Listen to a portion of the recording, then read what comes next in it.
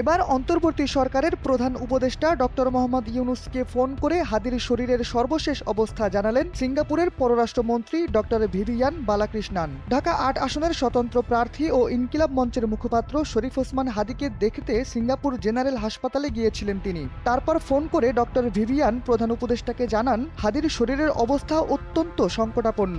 বুধবার রাতে প্রধান উপদেষ্টার ফেসবুক পেজ থেকে জানানো হয়, রাত ৯টা ৪০ মিনিটের দিকে ফোন করে হাদির শরীরের সর্বশেষ অবস্থা জানান সিঙ্গাপুরের পররাষ্ট্রমন্ত্রী। এছাড়া ওই ফেসবুক পোস্টে প্রধান উপদেষ্টা দেশবাসীকে শান্ত থাকার আহ্বান জানান। পাশাপাশি জুলাই গণ অভ্যুত্থানের সম্মুখভাগে অকুতোভয় যোদ্ধা ও ইনকিলাব মঞ্চের মুখপাত্র শরীফ ওসমান হাদির জন্য দোয়া প্রার্থনা করার অনুরোধ জানান। RICL TMX, যুগের পর যুগ স্থাপনা থাকে মজবুত।